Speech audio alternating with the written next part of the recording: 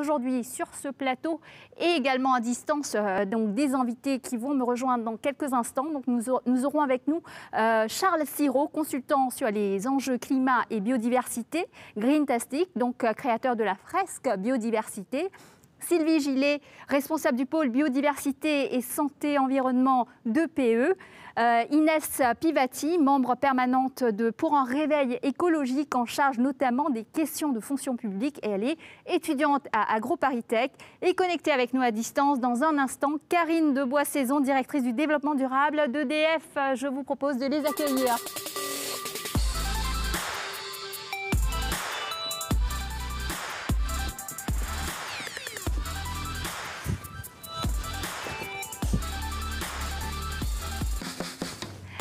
Bonjour à tous et bienvenue à cette nouvelle édition des Electric Days. Donc, nous avons un super panel aujourd'hui, je suis ravie. Et normalement, nous avons également Karine Debois-Saison qui est à distance, donc preuve de la réalité du télétravail à EDF, ce qui nous permet d'accueillir justement dans le respect des normes sanitaires que vous voyez, les intervenants qui sont présents avec nous. Donc, la première question, Karine, ça va, tout va bien ? Vous nous entendez? Oui, tout va bien, merci Acha. Super. Donc Karine, je disais, la première question, elle est pour vous. Privilège de la distance, hein, donc le sujet de la biodiversité, j'ai envie de dire, devient mainstream, c'est-à-dire assez courant. On entend les banques centrales, les États et plein d'autres acteurs qui parlent d'intégrer le climat et la biodiversité dans leur politique d'action aujourd'hui. Donc on ne peut plus parler de greenwashing, hein. Donc quel est votre sentiment chez EDF ? Effectivement, Acha, aujourd'hui, préserver la biodiversité, c'est en fait nous préserver nous en tant qu'espèce humaine et bien sûr nous en tant qu'entreprise. Je pense que c'est important de rappeler que EDF, c'est un acteur des territoires. À titre d'illustration, on a plus de 32 000 hectares de foncier, des dizaines de milliers d'hectares dans nos retenues d'eau. Donc ça fait plus de 40 ans en fait que ce sujet de la biodiversité, on y travaille. En toute humilité, parce qu'on n'a pas toutes les réponses. C'est un sujet complexe, c'est un sujet qu'il ne faut pas traiter en silo. On parle, vous l'avez dit, climat, biodiversité ensemble, au même niveau d'urgence climatique. Et on l'a dit ce matin avec Valérie Masson-Delmotte et Brice Teinturier, pour agir, il faut comprendre. Et donc pour moi, pour lutter contre le greenwashing, c'est vraiment la clé, c'est comprendre, agir, s'engager et rendre compte. Aujourd'hui, Karine, j'ai envie de dire, l'objectif du groupe EDF, c'est vraiment justement éviter les impacts qui sont négatifs sur la biodiversité. Alors, ce n'est pas que éviter, c'est vrai qu'on connaît cette doctrine, éviter, réduire, compenser. Évidemment, le but ultime, c'est aussi d'enrichir la biodiversité dès l'instant où, encore une fois, on arrive à comprendre notre foncier, comprendre les écosystèmes autour de nous. On va évidemment changer nos pratiques. Je vous donne un exemple. On a changé la façon de faire la maintenance hydraulique dans les Pyrénées pour protéger un rapace qui était quasiment en voie d'extinction, qui s'appelle le gipette barbu. Donc c'est quand ça rentre dans les métiers qu'on peut complètement en fait changer la façon de travailler et qu'on peut enrichir la biodiversité. Merci Karine, je reviendrai tout à l'heure sur d'autres sujets avec vous. Donc je me tourne maintenant vers Charles Sirot. Donc la pédagogie, ça vous connaissez les entreprises, leur logique de performance. Vous êtes notamment le co-auteur de la fresque biodiversité après avoir confondé la fresque du climat, un jeu de cartes qui permet autour de l'intelligence collective, si je puis dire, d'échanger sur les causes et les conséquences du dérèglement climatique avec plus de 100 000 personnes sensibilisées. Si je réalise une fresque de la biodiversité, Charles, qu'est-ce que je dois retenir ? En fait, la fresque de la biodiversité, elle résume le rapport de l'IPBES. L'IPBES, c'est l'équivalent du GIEC, mais pour la biodiversité. Et en fait, on va expliquer aux gens ce que c'est déjà la biodiversité, parce que ce n'est pas très connu. Donc, qu'est-ce que ça apporte aux humains? C'est quoi les activités humaines qui ont un impact sur la biodiversité? Et surtout comprendre les 5 grandes pressions qui sont dues aux activités humaines et qui vont aller éroder la biodiversité au quotidien. Et ces 5 grandes pressions, elles sont assez simples à comprendre. La première et la principale, c'est le changement d'usage des terres et du sol. Donc, en fait, principalement la déforestation, en grosso modo. La deuxième cause, c'est la surexploitation des espèces, typiquement la surpêche, est un élément assez important. La troisième cause, c'est le changement climatique. que beaucoup de gens mettent en première position, mais finalement on n'arrive qu'en troisième position, avec toutes les conséquences qu'on connaît. Et la quatrième cause, c'est la pollution, aussi bien des sols, de l'air ou des mers. Et la cinquième cause, qui n'est pas très connue, mais parfois plus connue dans les territoires, c'est les espèces exotiques envahissantes. Typiquement, je sais pas, le moustique tigre, le frelon asiatique, la pyrale du buis, plein de choses qui arrivent parce que par les échanges internationaux, des nouvelles espèces arrivent et du coup perturbent les écosystèmes endémiques. Et en fait, on va aussi comprendre que, par l'IBES, que en fait, 70% des terres ont été altérées. Et aussi 40% des océans, mais 50% des rivières. Bref, on a vraiment l'activité humaine à altérer les écosystèmes du monde entier. Donc c'est un fait. Et ce qu'il faut comprendre aussi, c'est qu'en fait, évidemment que la biodiversité, c'est comme un vélo, c'est un système dynamique. D'accord ? Donc pour que ça avance, il faut que des espèces apparaissent et des espèces disparaissent. Donc ça, c'est normal. Sauf qu'aujourd'hui, les espèces, elles disparaissent beaucoup trop vite. Elles disparaissent de 10 à 1000 fois plus vite que la moyenne des 10 dernières millions d'années. Donc on a un vrai problème de vitesse. Imaginez-vous sur votre vélo, et j'accélère votre vitesse x10, voire x1000. Le dos d'âne, il va y avoir un problème. Donc voilà ce qu'on raconte. Et en fait, avec la fresque de la biodiversité, on arrive à rentrer dans les entreprises pour expliquer le problème. Parce que pourquoi les entreprises n'ont pas encore intégré la biodiversité, pas encore suffisamment? Je pense qu'il y a deux problèmes principaux. Le premier problème, c'est qu'en fait, les décideurs commencent à comprendre la biodiversité, mais souvent, ils rentrent vers la biodiversité par le climat. Et en fait, il faut comprendre que la biodiversité en tant que telle, c'est un vrai problème en fait. Et typiquement, quand on regarde les 9 limites planétaires, les deux limites structurantes, c'est le climat et la biodiversité. Donc c'est vraiment un double problème. Donc il y a un problème de connaissance des décideurs. Et le deuxième problème, je pense que pourquoi la biodiversité n'est pas encore assez prise en compte par les entreprises, c'est que typiquement, dans les comptes de résultats d'une entreprise, on ne prend pas en compte la nature en fait. La nature est gratuite. Donc là-dessus, il y a des pistes de solutions type la triple comptabilité qui sont intéressantes à suivre. Et typiquement, si je vous dis qu'aujourd'hui la nature, elle apporte 125 000 milliards de dollars de services écosystémiques par an, c'est 1,5 fois le PIB mondial. Et ça, cette valeur, elle est nulle part, dans aucun compte financier. Donc pour moi, c'est les deux principales raisons de pourquoi ça n'avance pas. Donc il faut cheminer vers ces solutions pour que ça soit plus pris en compte et qu'en fait, on parle de notre survie de l'espèce humaine. Charles, si je comprends bien, c'est vraiment la pédagogie dont on parle. Il faut un peu éduquer ce qu'on disait à l'instant. Donc Sylvie Gillet, vous mobilisez les entreprises. Vous êtes aussi à la tête d'une initiative qui s'appelle Act for Nature. Alors déjà, je ne mobilise pas seule et je ne suis pas seule à l'initiative de cette alliance multi-parties prenantes, Act for Nature International. Pour poursuivre ce que disait Charles, je suis un peu plus optimiste que lui, par nature et par destination aussi. C'est-à-dire que la biodiversité est devenue et tend à devenir un sujet de dirigeants, un sujet de chef d'État, un sujet de PDG, parce que des échéances internationales qui devaient se passer en 2020. 2020 devait être l'année de la biodiversité. Elle l'a été d'une certaine manière, puisque le Covid nous a rappelé les pressions que nous avons fait supporter aux écosystèmes et comment nos modes de vie, nos modes de consommation, cette hypermondialisation ne nous ont pas permis d'éviter, de réduire et de compenser nos impacts sur la nature.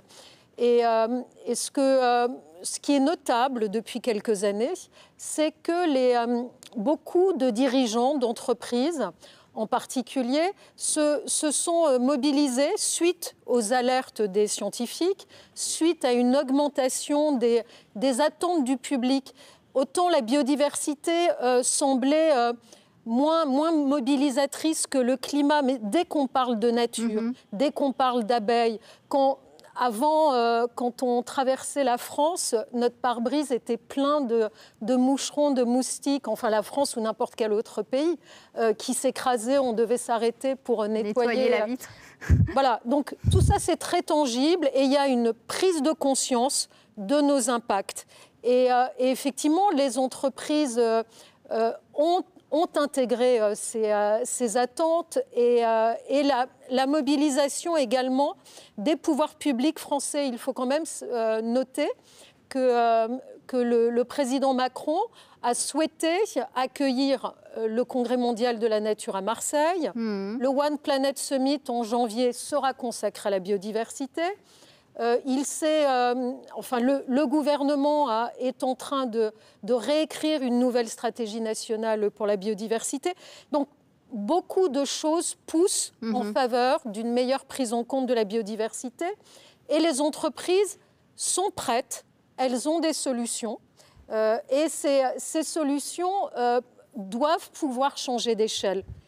Donc, cette initiative, pour revenir à votre question de départ, cette initiative Act for Nature internationale, c'est avec des scientifiques, des ONG, des associations environnementales, des réseaux d'entreprises, c'est-à-dire 14 partenaires, nous avons souhaité faire signer aux dirigeants, aux PDG, 10 engagements communs sur la biodiversité et ensuite accompagner les entreprises pour que celles-ci prennent des engagements individuels qui leur soient spécifiques, qui soient mesurables, qui aient des dates, c'est-à-dire qui s'imposent à elles, qui soient publiques.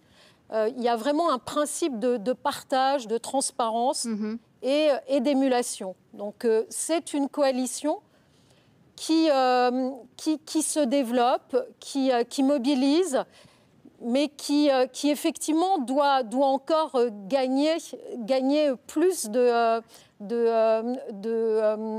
d'activités et grandir. Donc, c'est des engagements forts qu'on a vus à tous les niveaux. Là, je reviens, il y a quelques semaines, on était au Forum de la paix, sous le patronage d'Emmanuel Macron. Et là encore, c'était des messages très, très forts. Nous avons vu des banques publiques de développement, nous avons vu des banques centrales qui parlent du climat, de la biodiversité. J'ai envie de dire, c'est du jamais vu. Donc maintenant, ça devient quand même très, très ancré dans les politiques, vraiment dans la politique de l'action. Et c'est quelque chose, j'ai envie de dire, c'est plus un sujet incompris. Donc on sent qu'il y a vraiment une grosse mobilisation. Maintenant, ce que vous dites, Sylvie, c'est vrai qu'il faut trouver la formule de travailler ensemble pour aller de l'avant. Donc 2020, une année, bon, l'année elle est ce qu'elle est, j'apprends rien à personne, l'année de la pandémie. 2021, est-ce qu'on pourra dire c'est l'année de la biodiversité ? Oui, ça sera un bis repetita différent.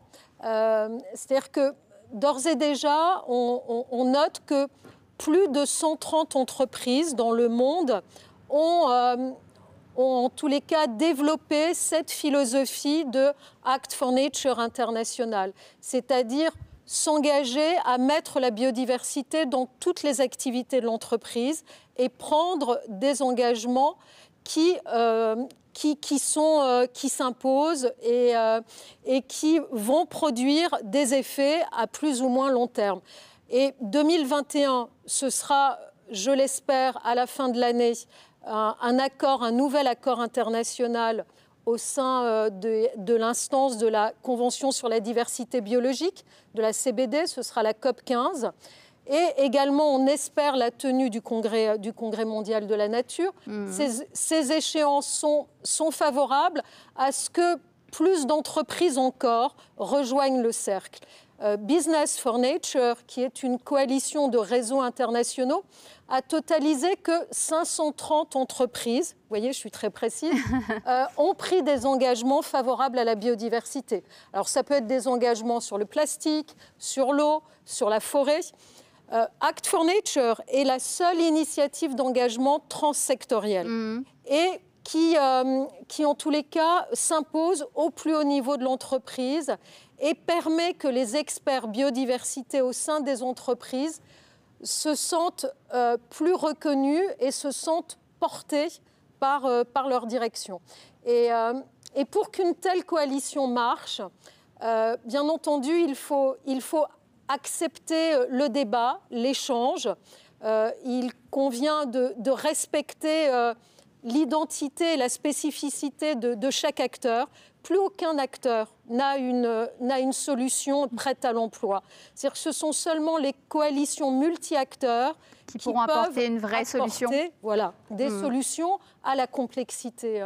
Et pour ajouter à cela, moi j'ai envie de dire agir avec les jeunes. Hein. Ça aussi, c'est le réveil écologique de cette nouvelle génération, de ces générations. Inès Pitavi, donc vous êtes l'une des représentantes de cette coalition d'étudiants, tout aussi célèbre que la Convention citoyenne pour le climat. Donc manifeste signé par plus de 30 000 signataires, près de 3 000 appels lancés sur les réseaux sociaux. Vous êtes chaque jour au contact d'étudiants qui souhaitent aller toujours plus vite et pour faire bouger les lignes en entreprise. Donc les dirigeants progressent-ils selon vous sur ces questions qui sont liées à la biodiversité? L'enjeu est clairement cité dans le manifeste d'ailleurs, Inès. Donc on voit effectivement que les entreprises commencent à se saisir petit à petit des sujets de biodiversité. C'est vrai que c'était plus à l'origine, comme le disait Charles, les questions de dérèglement climatique et de réchauffement climatique qui étaient portées dans le débat public. Et c'est vrai que les entreprises, à ce moment-là, étaient beaucoup plus sollicitées pour leur bilan carbone, par exemple, que sur les questions de biodiversité. Mais après, quand on creuse un peu, on s'aperçoit effectivement que tous ces sujets sont liés, que ce soit le dérèglement climatique, la perte de la biodiversité, l'épuisement des ressources. Et donc finalement, on ne peut pas raisonner en silo, mais voilà, tout est un ensemble global sur lequel il faut agir. Et donc quand on parle de biodiversité, c'est bien d'avoir un peu en tête des ordres de grandeur. Pour citer par exemple un rapport de l'IPBES, c'est vrai qu'on parle d'1 million d'espèces qui sont aujourd'hui menacées d'extinction d'ici dans les prochaines décennies, dans les décennies à venir. Donc il est absolument impératif d'agir collectivement sur ces sujets-là. Et c'est vrai que des engagements volontaires de la part des entreprises, c'est important et c'est un premier pas. Mais nous, on est convaincus, nous, jeunes étudiants, jeunes diplômés, on est convaincus que pour agir réellement sur ces questions-là de manière encore plus puissante, et surtout étant donné l'urgence qui est la nôtre aujourd'hui, il faut aussi un cadre réglementaire clair et il faut pas uniquement des mesures volontaires, mais il faut aller plus loin aussi dans la réglementation pour être sûr que ce soit fait à temps avant qu'on se retourne et que ce ne soit trop tard. Donc c'est vrai que la biodiversité, c'est vraiment quelque chose, un sujet qui est absolument essentiel. C'est là-dessus que repose tout notre système d'alimentation, l'accès à une eau pure, à un air pur, l'accès aussi à des plantes dans la médecine, etc. Donc c'est vraiment un sujet trop important pour ne pas être pris pleinement en compte dans les stratégies des entreprises et dans les stratégies financières aussi des entreprises. Donc des attentes quand même exigeantes, mais on n'a pas le choix, Karine, j'ai envie de dire. Ces attentes, finalement, ce ne sont pas des options, hein, on n'a plus le choix. Encore récemment, on a parlé, il y a une nouvelle coalition sous l'égide de Alumni for the Planet qui lançait un appel aux dirigeants. Pouvez-vous nous en dire un petit peu plus, Karine ? Oui, effectivement, je pense que ces coalitions d'acteurs, elles sont essentielles. Parce qu'on n'a pas la solution seule. Hein. Je le disais, il faut en toute humilité se dire que c'est complexe.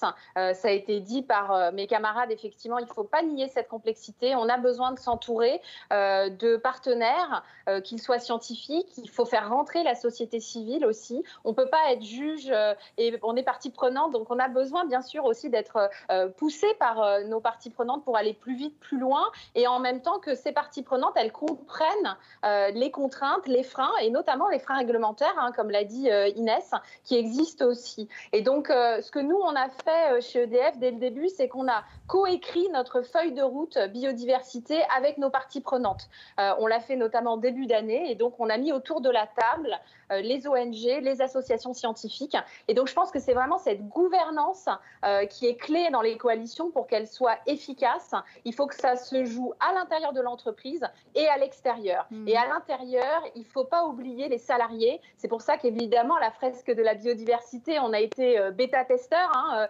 Charles, évidemment, est chez nous pour nous aider là-dessus. Mais on a aussi déjà plus de 2200 salariés qui ont déployé la fresque du climat et plus de 150 salariés qui sont devenus eux-mêmes animateurs. Donc, je pense que c'est cette émulation, évidemment, qui est très importante puisque nos salariés sont des citoyens et donc, eux aussi, ils veulent être acteurs, évidemment, de ces transitions. Et puis, pour rebondir rebondir sur ce qu'a dit Inès.